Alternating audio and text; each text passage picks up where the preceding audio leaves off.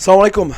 Ya, Sobat Football United, Sir Jim Ratcliffe mungkin dalam pekan depan akan bisa jadi ya diresmikan sebagai pemilik minoritas Manchester United senilai 25%. Setelah mungkin hampir setahun ya proses ini dengan segala dinamikanya naik dan turunnya dari sumber-sumber yang terjadi malam ini, gue sudah bahas di video sebelumnya.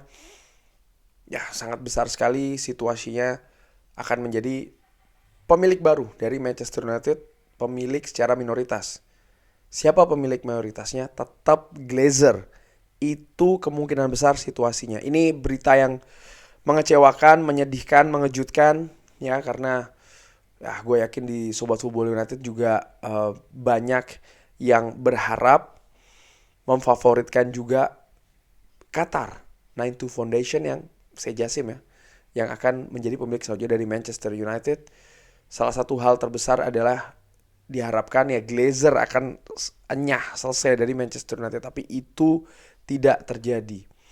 Disebutkan pihak dari Qatar sebenarnya juga sudah berusaha secara maksimal kalau menurut gue ya, tapi mereka juga tidak ingin mengikuti permainan Glazer karena tawaran dari Glazer nih luar biasa tidak masuk akal dan mereka tidak ingin mengikuti hal tersebut ya. Dan akhirnya mereka putuskan untuk keluar.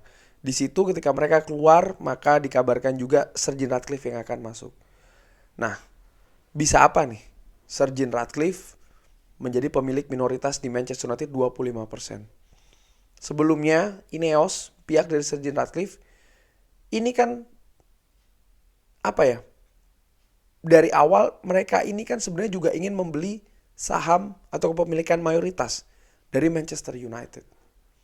Ketika itu disebutkan kalau mereka akan melakukan perubahan ya kan, memasukkan beberapa orang ya kan, di beberapa posisi di Manchester United. Paul Mitchell disebutkan.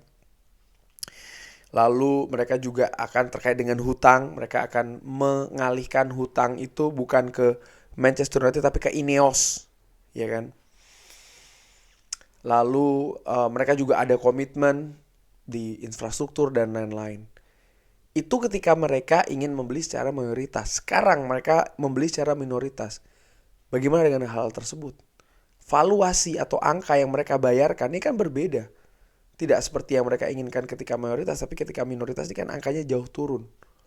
Bagaimana dengan hutang? Akankah tetap dipindahkan ke Ineos? Bagaimana dengan infrastruktur? Stadion, ya, Carrington, seperti apa nih? Kalau soal masalah investasi pemain, ini hal yang paling rendah yang gue pikir sih sebenarnya dalam selingan amatiran. Karena apa ya? Kalau melihat sumber uangnya tidak pernah ada masalah. Yang dipermasalahkan itu kan arah dari transfer pemain. Mendatangkan pemain dalam motivasinya itu apa? Apakah untuk bisnis atau untuk prestasi? Tapi dari sisi sumber keuangan finansial tidak pernah ada gangguan di sana. Menurut gue ya secara ringan amatiran. Walaupun ujung-ujungnya itu juga diambil dari hutang. Sekali lagi, bisa apa Sir Jim Ratcliffe? Sir Jim Ratcliffe memiliki beberapa klub olahraga. Salah satunya tentu saja klub sepak bola Nice. Dimana kalau gue melihat Nice, oke, musim ini dia so far ya sejauh ini tampil bagus. Tapi bagaimana sebelum-sebelumnya? Lalu bagaimana juga ke depannya nih? Konsentrasi dari Sir Jim Ratcliffe akan seperti apa? Yang gue khawatirkan ya ini tidak akan banyak berubah. Sir Jim Ratcliffe tetap akan lebih berkonsentrasi ke Nice karena disitulah dia bisa memegang secara absolut ya. Artinya segala konsep terkait dengan sepak bola, olahraga bisa lebih tertuang di Nice. Sementara Manchester United menurut gue ini lebih, secara ringan amatiran ya gue nilai, lebih sebagai ya mereka punya unsur pemasukan yang baru nih. Mereka punya sisi investasi yang baru nih, di mana nilainya akan terus berkembang. Tidak peduli apa yang terjadi ya, karena Manchester United merupakan salah satu klub terbesar di dunia.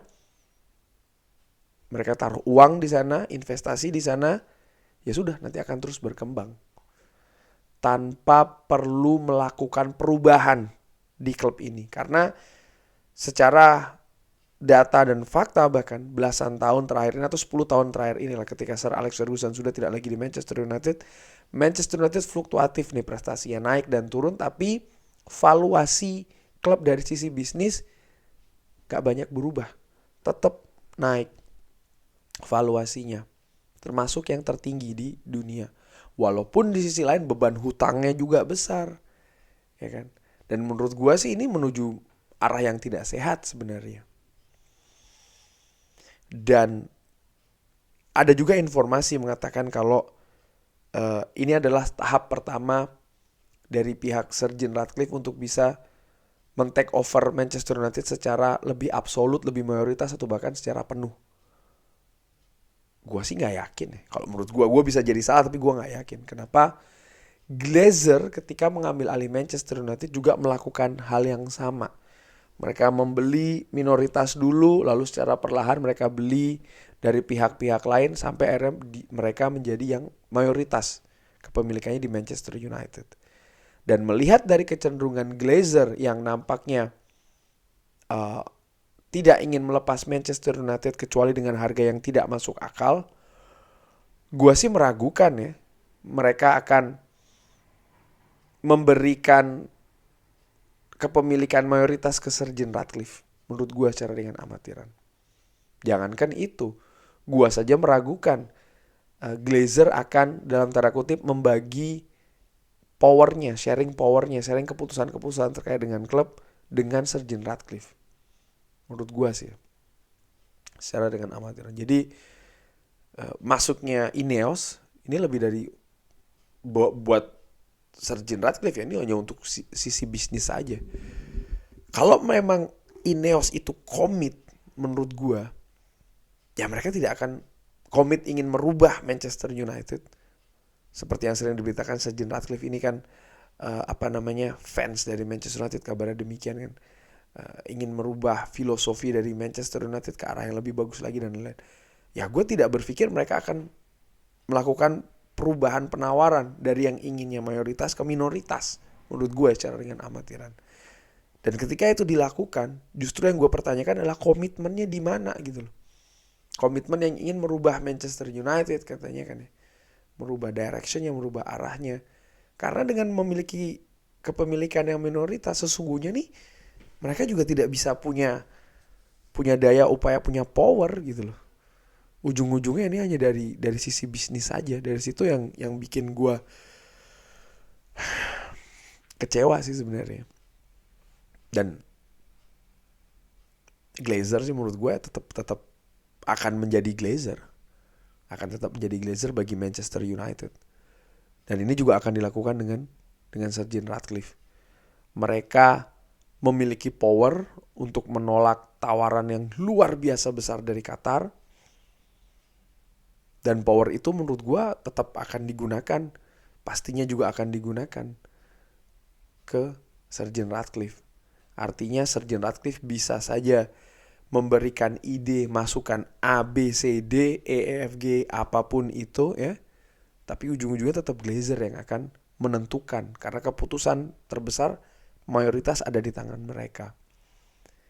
Sir Jim Ratcliffe bisa saja memberi ide, masukan untuk memberikan kesempatan kepada ataupun mengajukan saran merekrut komponen lain di klub seperti Paul Mitchell ataupun yang lain-lain ya. Tapi tetap keputusan tetap akan di tangan Glazer. Dan apakah Glazer berpikir dengan masuknya orang-orang baru atau mengganti orang-orang yang sekarang ini bagus bagi Manchester United? Ataukah bagus bagi Glazer di pergerakan bisnis Manchester United? Tentu saja. Ya menurut gue itu yang akan dijadikan pertimbangan dalam membuat keputusan. Di sisi lain kalau gue melihat dari sudut pandang Glazer ya, apa yang mereka lakukan saat ini, jelas ini adalah hal yang baik bagi Glazer, tapi tidak baik untuk Manchester United. Baik dari Glazer tentu saja mereka mendapatkan uang segar nih, ya. Investasi minoritas 25%, tapi mereka tidak perlu melepas kepemilikan mereka. bagus buat Glazer. Tapi tidak bagus bagi Manchester United karena infrastruktur tetap tidak jelas. Penyelesaian hutang klub juga tidak jelas. Yang paling penting, visi, filosofi, arah klub ke depannya menjadi tidak jelas juga sih. Dan dari situ kesimpulan gue, Sir Jim Ratcliffe, gue bisa salah ya sekali lagi, tapi menurut gue tidak akan ada banyak yang bisa dilakukan juga oleh seorang Sir Jim Ratcliffe. Kurang lebih demikian. Bagaimana menurut Sobat Football United, bisa sampaikan pendapatnya secara sopan ya. Terima kasih sudah menyaksikan. Sekali lagi jangan lupa like, subscribe. Semoga sehat-sehat selalu, sehat-sehat sekeluarga, lancar-lancar rezekinya semua ya. Amin, amin, amin. Assalamualaikum warahmatullahi wabarakatuh.